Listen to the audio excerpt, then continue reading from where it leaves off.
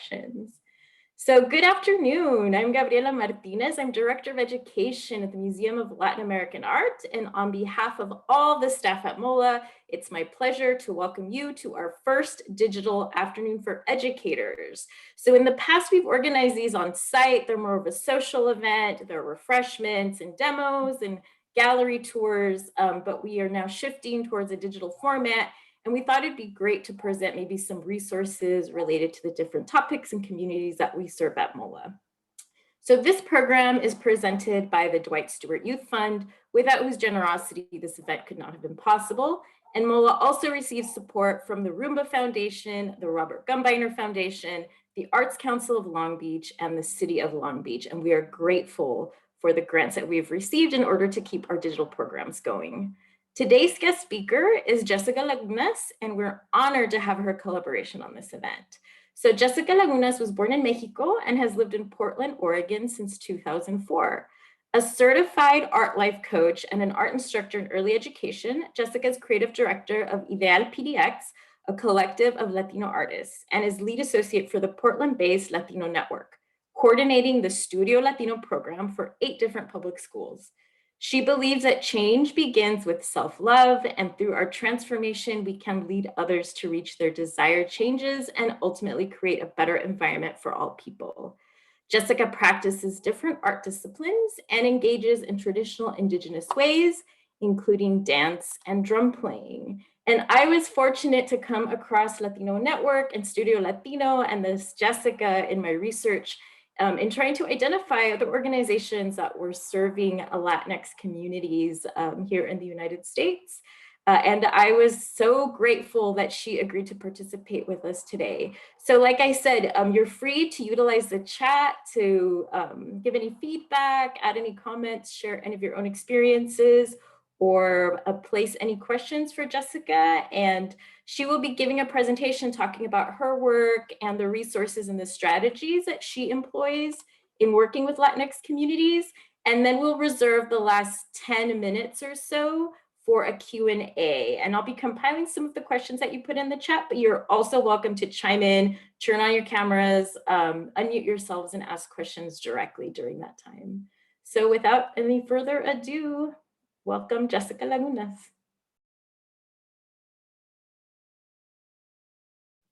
Thank you. Thank you so much, Gabby. It's an honor, it's a pleasure to be here. Like you say, thank you for the introduction. So I don't have to talk more about myself. I'm just gonna add that I'm proud Mexican, I'm proud Latina. I love living in the USA. I love living in Portland, and I love Mexico. So my first language is Spanish. And for those who are here, thank you for being here. Thank you for sharing your time. Thank you for sharing your passion and the support. Thank you, Gabby, for having me, for inviting me, and Arturo for all your tech support for this presentation.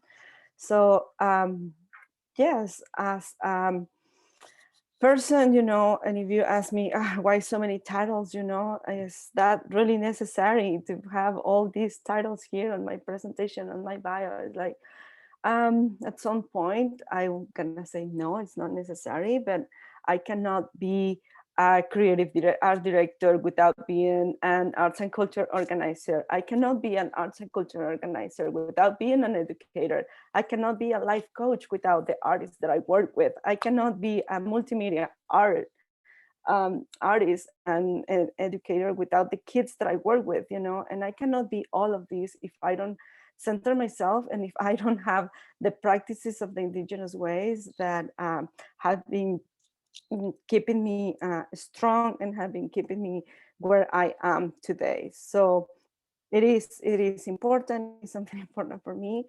to mention it, especially when I share with people like you, like educators, how valuable it is to share where you are and what you know to others. And well, I'm gonna start my presentation. I'm gonna tell you where I work. I work in an amazing organization, it's Latino Network. And I loyal to Latino Network. I've been there for 8 years, 7 years, I'm sorry. And I'm stuck with the mission of Latino Network, who is the to positively transform the lives of Latino youth for families and communities. And there is much, much more to talk about Latino Network, but what it really keeps me in this place and what really keeps me happy working here is because Latino Network's values are so aligned to my values, to my personal values.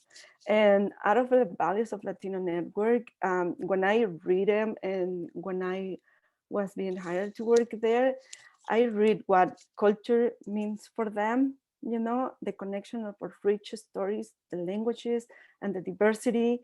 I think it's like that's where I want to be, you know, the collaboration, the education, the key for the Latino children and the youth that is so important. And that's probably why I'm doing this work, you know, for the children and for the youth. So thanks to Latino Network, I was able to create a program, Studio Latino. I was invited in 2015 to create Studio Latino with Joaquin Lopez, who was my manager and who brought all these ideas to create a program for the youth. We were being invited from maybe 2, 3 schools to create the arts program and bring programming for those kids who were involved in gang activities and who had like really bad problems, you know, to stay in school. And in the areas where we were working, there was probably not much for these kids to do. So schools start calling Latino Network to see if we have a program to to keep them in the school doing something, you know. So since 2015, that Studio Latino has changed so much, and it keeps changing until now, until the pandemic days. So that's why I'm here to talk about Studio Latino pandemic days, you know, Studio Latino in Casa. But I cannot go there without mentioning where I'm coming from and where this program started, you know. So also Studio Latino's mission is to develop and offer culturally specific art programming to public schools, featuring Latino artists as instructor, where students can explore their roots, their heritage, and find their own identity. So after I work in Studio Latino, in the schools, in high schools, you know, with older kids, this was kind of like independent program, and I was just waiting for schools to invite us. It was beautiful to serve all the community and the outside of Portland area, but you know, things changes in 2018. Yeah, probably was 2018, when Studio Latino became integrated as part of the Latino Network Zone program, a system of grab-around services and aid-side schools, which Gabby mentioned at the beginning in my bio. And the main component of this system is the after-school programming, and this is for K to 12th graders. So it was a challenge. It was a challenge to go from working with high schoolers and have 20 students only to 30 on those 3 schools, to all of a sudden change the structure of Studio Latino to be able to serve in 8 different sites, and especially to work with kids from K to 8. That was really hard for me. I just started working with different artists, hiring different educators, I have friends, who I knew they could be doing a really good job in the program, but as I know not all the artists could teach, and not all the teachers could teach art. That's why we are where we are, and we are teaching artists. Um, so the Studio Latino, we start serving um, with we started giving classes of capoeira, danza azteca. I just wanted to bring everything for the kids, street murals, songwriting, music production, alebrijes, papel mache, ceramics, the tattoo art, which was so popular. And all the time we have traditional painting, we have the painting class. So um, it was something really hard because some program works in terms, is divided. The school year is divided in 3 terms. So that was another change. Um, and my biggest question was like, how am I going to engage students? How am I going to do this? Like 8 weeks is not going to be the same as having the kids the school year around. When I had the students in high school, everything was so different. We were able to engage the whole school year. The students were comfortable with the instructors. The instructors were able to create work plans that last longer and include topics that the kids were comfortable sharing with them. So on this slide, I put a link that you'll be able to watch a video that we created with the high schoolers. They put their ideas, they produced it, they wrote the song. We were just the team to put it together, to put the kids' ideas together. So when I did the transition, I had to be really careful about who was going to work for Studio Latino, who the artists were going to be, since we have this mission to project the Latino identities, the traditions, the culture, the language. So our students have the opportunity to work with professional artists, and these artists, all the artists that I work with, they have the passion, or they have lived Latino experiences that can project their knowledge to the kids. So it was hard to find them, but at the same time, I had all the connections to work with them. And for each art educator, to be able to get where we are right now, it took a little training. It takes a little training, and it takes um sorry it takes a lot to integrate your work into the community when you have a big mission, and when you know that you are working with such a variety of ages. So what happened, when I need to hire artists, is like, how are you going to make this class unique for the kids? What your class is going to make the difference in their lives? What are you going to bring to the classroom? So we have in Studio Latino, we created at the beginning of the program some inspiration topics to create big ideas with the artists, and why is so important to connect, why is so important to create a class that the kids are going to connect and not look in YouTube or don't subscribe on a website class, is because you're really going to talk about what is important for them, what is important to these kids, to that happens in their daily lives.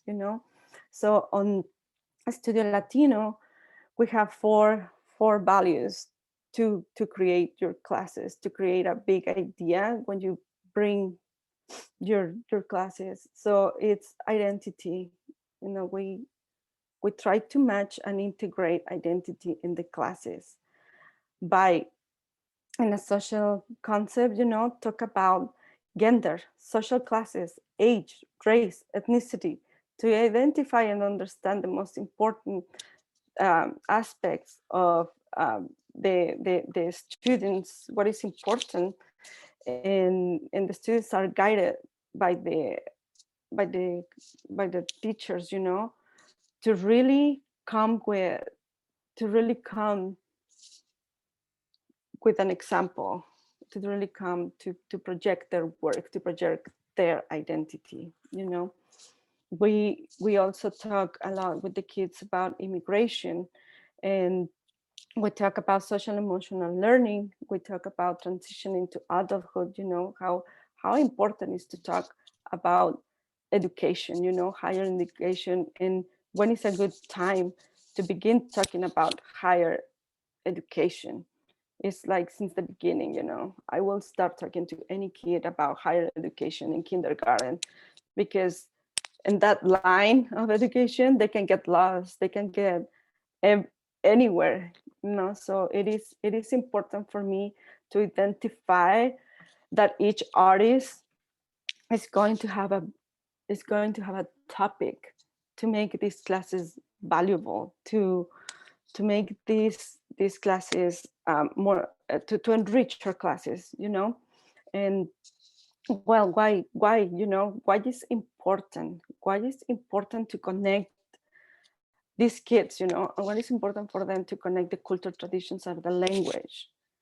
um, I always make a pause here, and when people are talking about, oh, let's just bring a program for the Latino kids to talk about their culture, tradition, and language, I think about, well, it is important for whom?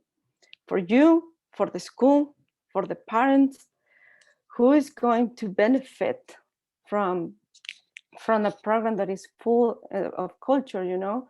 And also, what is important to do is to get to the roots of where the language, where the traditions are, the culture come from these kids, you know. And talking about also culture, traditional language can start as early as possible. I believe that is the most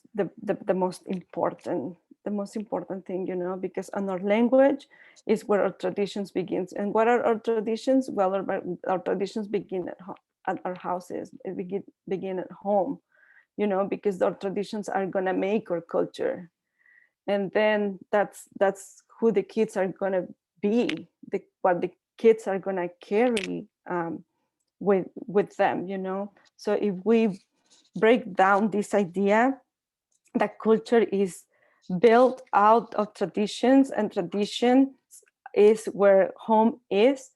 Tradition is everything that we do as a family, everything we do as a community, starting from holidays, weekends, birthdays.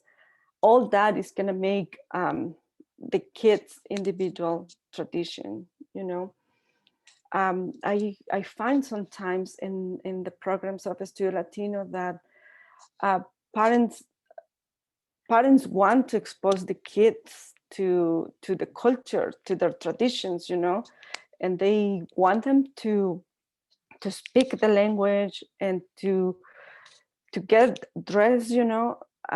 We have this beautiful program, Ballet Folklórico, where many kids came to me and say, I don't want to do this. I'll do it for my mom because she wants me here, you know. And when we want to ask the kids, hey, and apply some surveys that we do, are you happy in the class?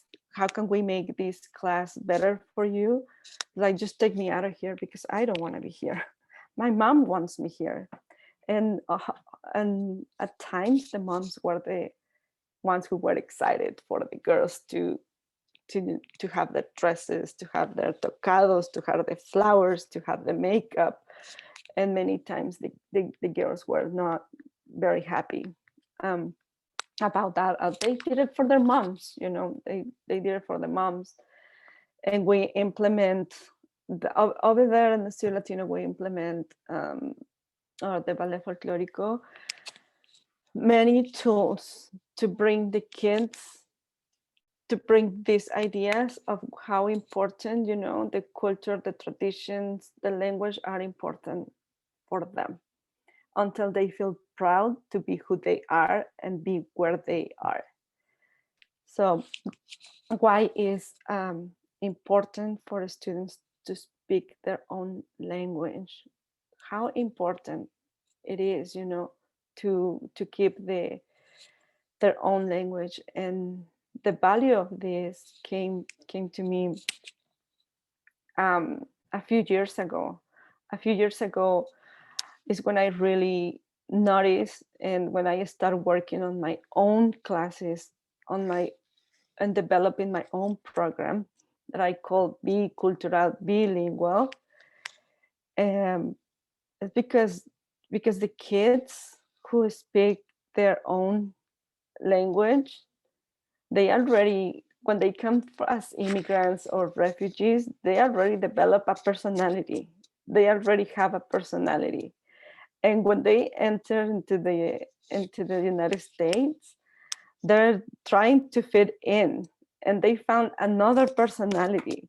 So they with those two personalities, they already won, And I was inspired to create this series of workshops to incorporate it in the Studio Latino, to be part of my own program, not only be able to hire professional artists and professional educators, but I came with the idea and I started to create these workshops for individuals, for these kids, especially for these kids who understand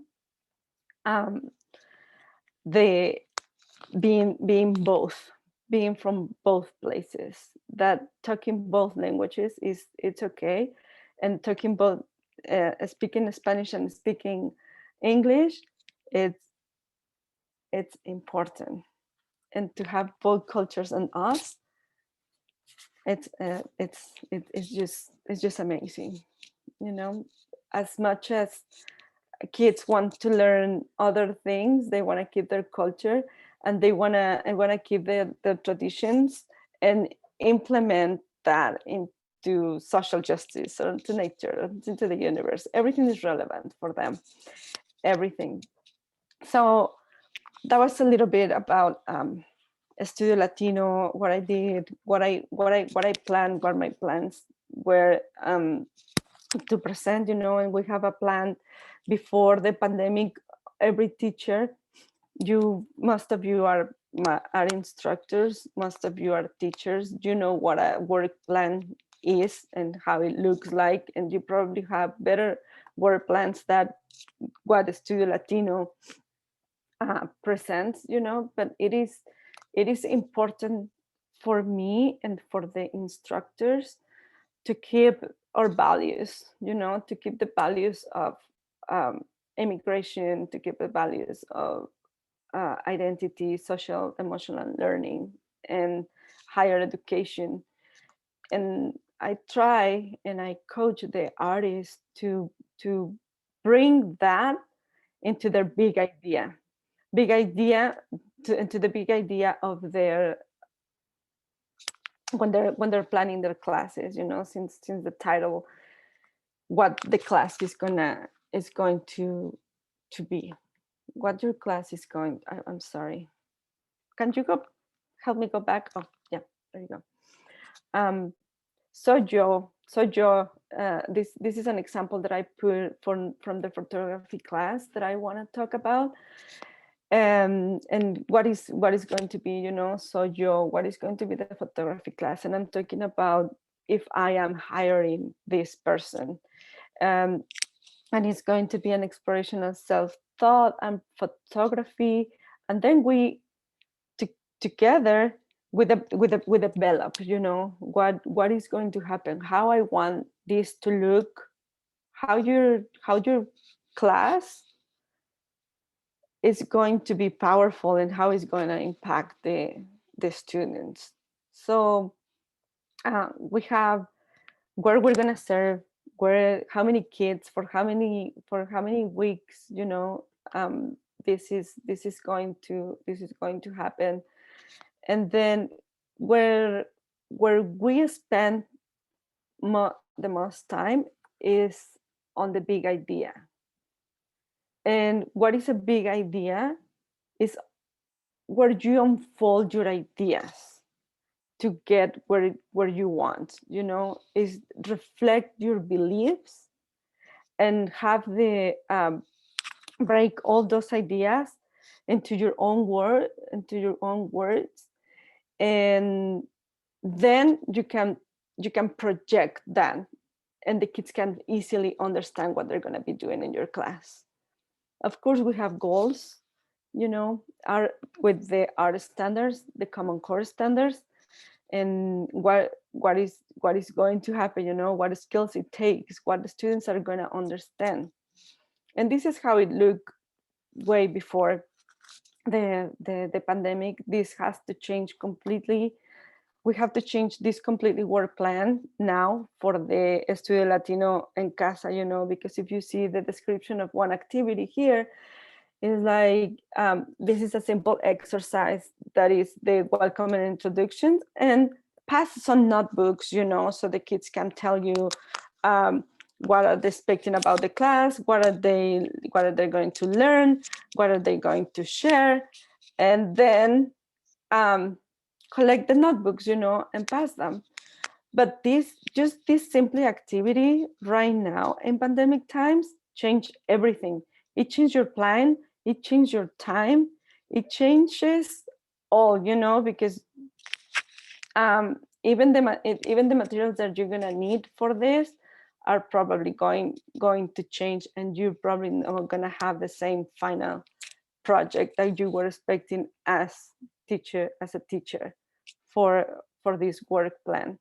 And when the pandemic happens, Studio Latino en Casa, you know, we work together as a team, and my team is my boss, who is also in this conference. It took 5 months to start developing a Studio Latino en Casa, and how and where we were going to change our program. How are we going to change it, you know? And every month, as you all know, the pandemic changes things and situations.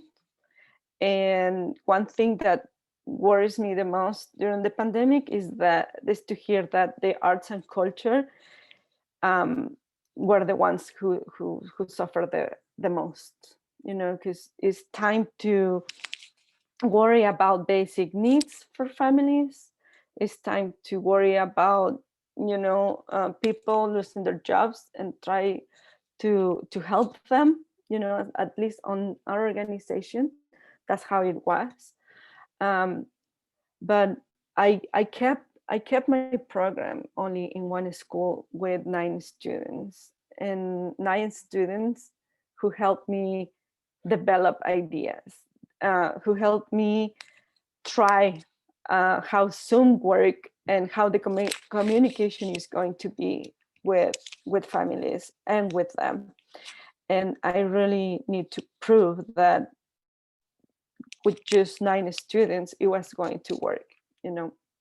So we have 7 months of the pandemic to figure out if it's going to work, if it's not going to work, if we're going to have the money, if we're not going to have the money for this program. Just give me one minute, please. 1 second. And Jessica, we're about halfway through the meeting. Just letting you know. Okay. Oh, thank you. Thank you for letting me know.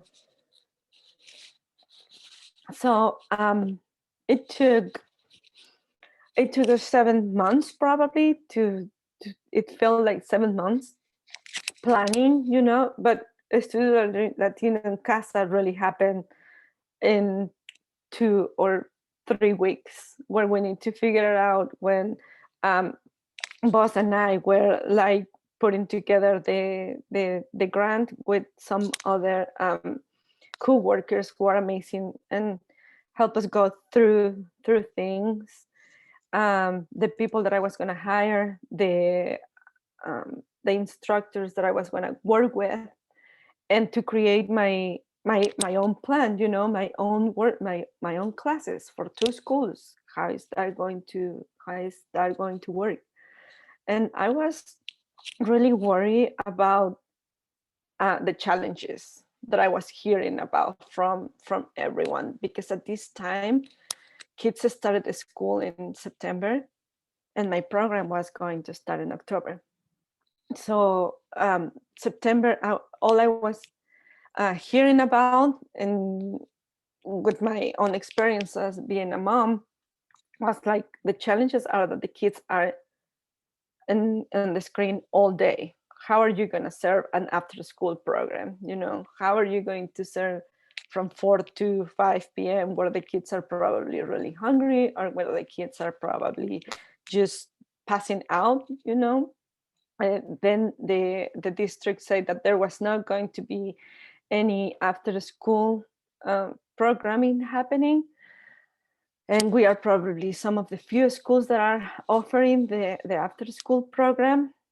And I don't know if you have a problem of recruiting the students, or you already have your students, but that's another challenge that occurred to me during the pandemic.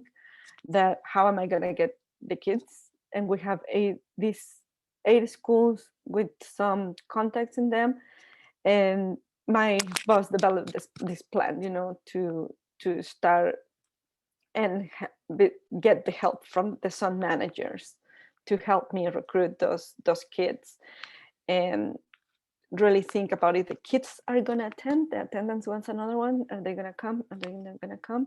And the connectivity problems. What are that was a challenge. What the connectivity was going to look like. But I think the biggest challenge and the biggest problem I was thinking about while developing this program was how am I gonna engage with these kids?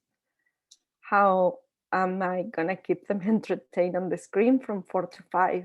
And how am I gonna make my class enough fun for them? Because these are kids that are from 2nd grade to 5th grade. So really, really a really hard age, and that was my biggest challenge. How am I going to engage the kids? And then something that I always kept in mind was, and that have helped me keep the program strong, is the buying the materials that I'm going to use, and then deliver them to the kids. How is this going to happen? But it's something to always keep in mind. If you are going to plan a pandemic class or a class online, I think that is something that you need to keep in mind. The number of students that you're gonna serve, the recruitment and the connectivity. When you manage on that, and I put something else. Oops. My gosh, I'm sorry. Gabby, can you help me? Something is blocking my screen to read the first thing I put at the beginning. Always keep in mind time management. Time management. That, because my classes before, or any classes, I can do a lot of things with 45 minutes or in an hour. And one of the biggest challenge I had teaching online was the time. That I'm not gonna have. Probably I had to cut my storytelling a little bit, And while I'm teaching, I'm gonna be doing the storytelling. It's try to accommodate your plan, your work plan, in a good manner to to offer your class. And then on connectivity, I think Portland has been doing a really good job delivering Chromebooks for the kids, and even the PPS help them to pay internet. So on technology, the kids do not have um, a lot of problems, but what they do have, what I find where kids have problems with is like who's going to help them connect, how they're going to connect into into my class. So I created a website where I keep all the schools, and they can simply go on the link and push Zoom link, and their classes pop immediately. um the and once again, keep in mind how you're going to engage your class. I want to talk a little about that, to ways to engage your students. And if you have a strategic work plan to adapt to any circumstances, that's going to help you. What I mean by this is that your work plan needs to adapt whether the kid is having a really hard time, and the kid is so tired, and you cannot have them just paying attention on the screen. You need to have a plan B. You need to have a plan to adapt to the circumstances of the kids, to where they are, to what they are doing.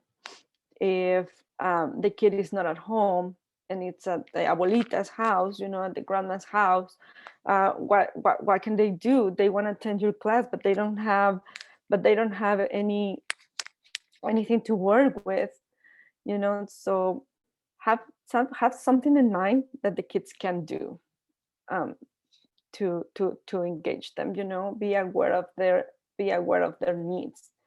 Make sure that the kids have supervision. Make sure that the kids have a little water with them and materials, snacks. How do I do this? It's like kids start signing up and in Zoom early, so I have a time, to ask them if they already drink water, if they to cover any other needs.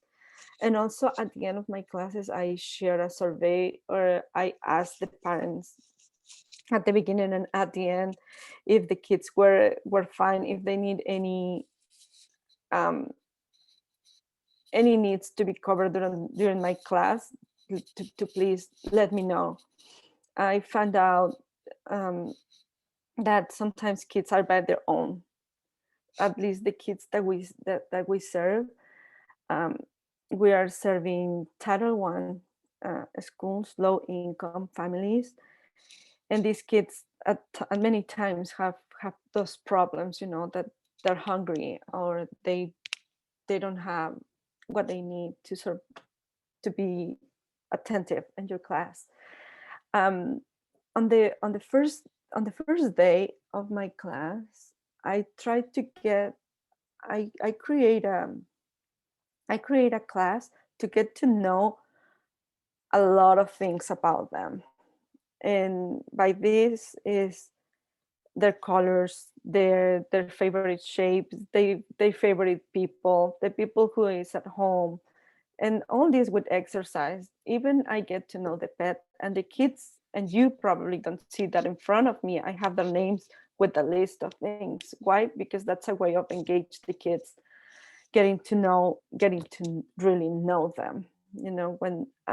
When you also buy the materials, think about those materials that are going to make them happy, that they're going to open the bag and be the wow factor of, this is what I always wanted to do. This is what I imagined art would look like, you know, having these brushes, having these paints, having this canvas, you know. So try to engage your kids by motivating them.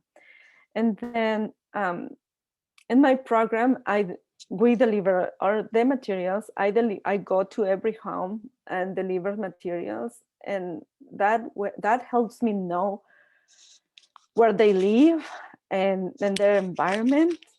And for some, for some exercises I do with nature, I can see if the kid can walk to, or if they have access to a little backyard, or not at all, or it's not safe to send a kid outside to look for something, because they might live in apartments and you don't want to send a kid during your class to go downstairs, or expose them to be outside your screen. So that helps me a lot, delivering the materials.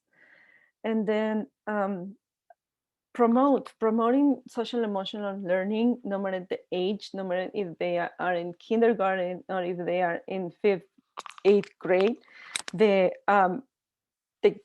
having a mindful plan, to understand the time, to understand where they are during the time of the day, to understand that they have one class before, that they haven't had any breaks, and to engage them, to feel the same and to feel compassion for the friends that are with them taking the class, you know.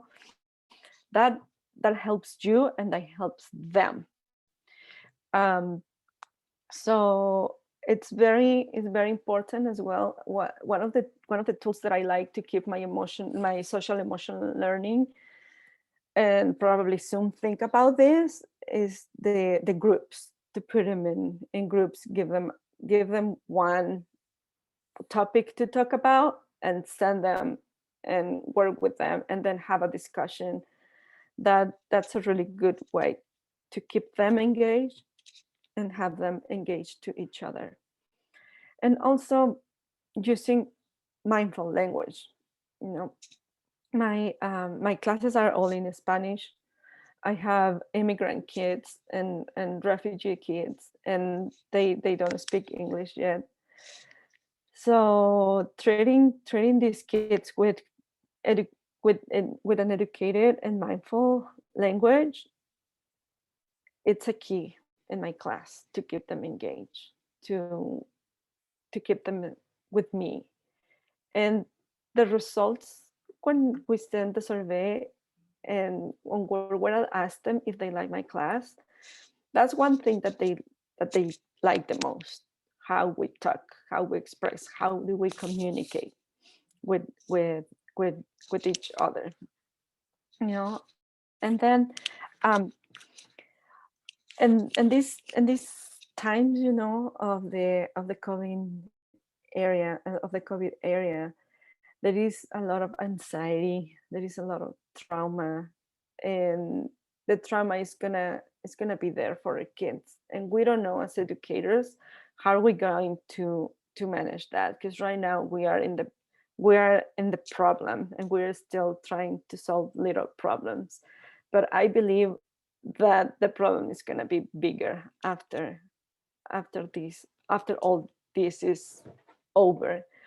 Eh, and even when I believe that the math, reading, science, it's so important in their lives, I think we need to keep promoting the creativity, the empathy, the identity through the art for the kids. And to keep your social emotional learning skills, and if you guys practice it, is just a really good and healthy way to promote a fun school environment. Um, so I don't know how we are in time, Gabby. we want to leave some time for questions and You answers. can go through about 5 more minutes of your presentation, and then we'll Okay. still have about 10 minutes for Q&A. Okay, then let's keep as educators, which is so important, to open spaces for a Latino celebration. Whether you are a contractor, a teacher, or an independent artist, one of the things I do is to open a space for artists or for students to show what they're doing, to show their work. That has a lot of value. And many times they have the opportunity maybe once a year to show their work, maybe once a week to once a year to present what they're doing. And what they're doing is important. They need to be seen.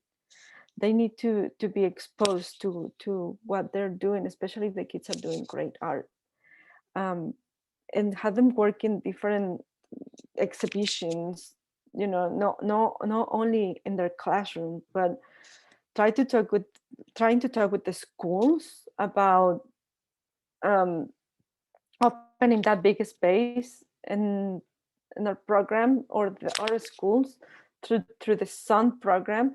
They do showcases because there are many organizations that they partner with, so the kids can show what they did through the term or through the year, and they are so happy, they're so um, proud of what they did. And that's what we need to keep, those spaces open.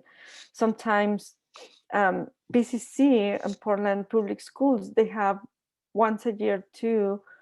The Portland Art Museum opens their doors for the kids to exhibit their work, but it's not everyone. It's not for everyone. This is only for a few kids. Or I still don't know the process and haven't understand the process of the Portland Art Museum, how they select the kids that are going to show, or if it's just a specific art classes that get to present. And then these are just ways that I'm saying to keep the work and promote the work. Have the students create newspapers. That was so much fun when we did it in the Studio Latino, where they were able to tell what happened in their areas, and create a newspaper, and maybe be the ones who create the newspaper for the school, or have some connections that they can do some art collaborations with. That's important. And poetry clubs, the poetry and the writing is getting lost, so it's something also that I want to bring back to Studio Latino. Create more poetry clubs, more reading clubs, because poetry is art, right? And then when you or your organization, your school can promote that the kids create their own music, their own songs, their own videos. If you haven't had that experience, it's a boom. The kids love it. But that cannot happen if they're not motivated to write and to tell you what's going on inside of them. And also being able to motivate a kid to share with you their heritage, or what they have, or what they have learned, or where they're coming from. um, let's keep that work as educators, to have those kids talk to you about who they are and protect their identity. So that's a little bit of what Studio Latino is, what I am. Of course, there is way more that I would like to talk. Many other ways to engage, many other ways to make a work plan, many other things that that come to my mind. but unfortunately we have 1 hour, and I have some time for any questions that you might have. I don't know. So I'm not seeing any questions in the chat, but if you do have some questions for Jessica, you can go ahead and enter them there, or you may also unmute yourself and just kind of chime in with any questions related to the topics that she covered today in her presentation.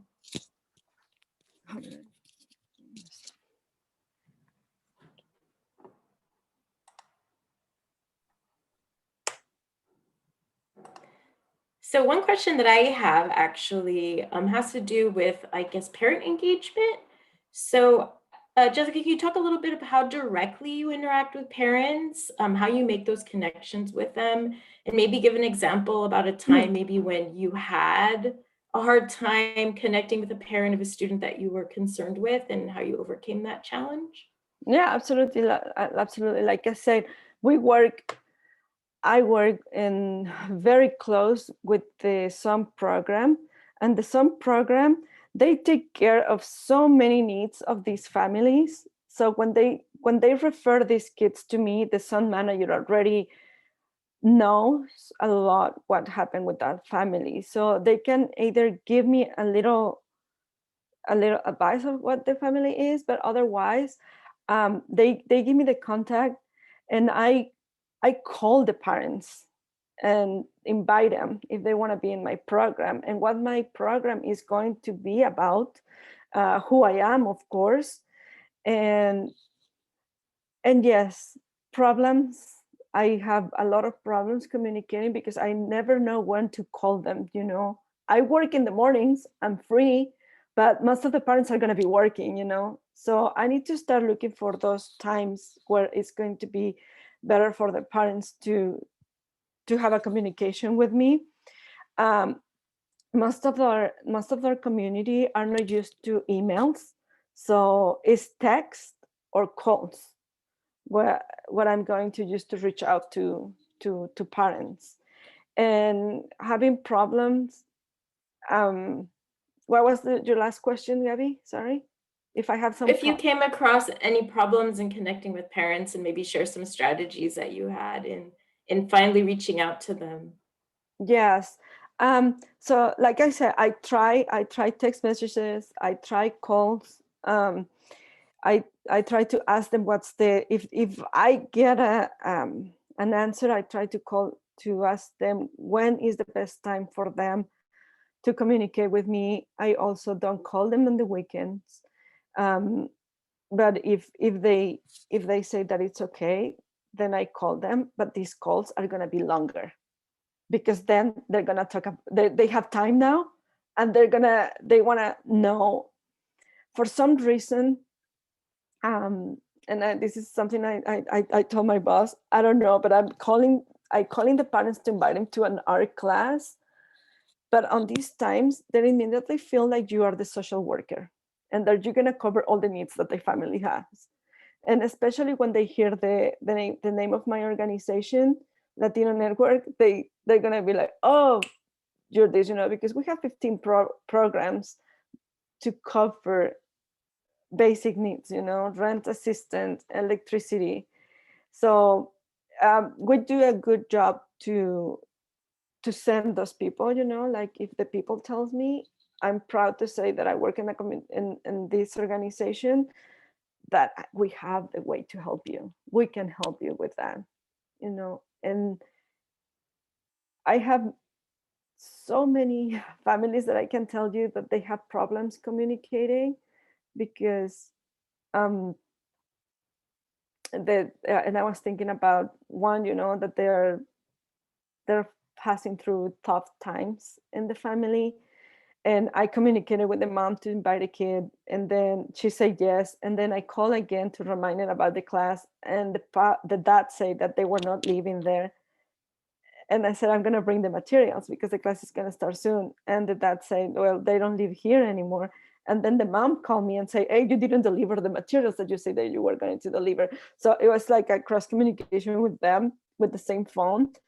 And they didn't have communication between them. and it was hard. It was hard at the end. The kid didn't have the materials. I didn't know if he wanted to be in the class or not. And there could be many communication issues with the with the families. Yeah, I think a lovely part about working for a Latino organization, or the Museum of Latin American Art, is that parents do feel in a way that you can understand a lot of what is going on. It has its pros and cons, obviously, but that's been a really nice experience that I've had. So we have a couple of comments. So Christian commented that they appreciate listening to you speak about your program, and it has them thinking about how they can further engage their students by involving them in more cultural art projects. Oh, here we have a comment from Claire. They would like to know or have some ideas on where to go for relevant art lessons that are successful with distance learning, and if you have any site recommendations or art lesson sites.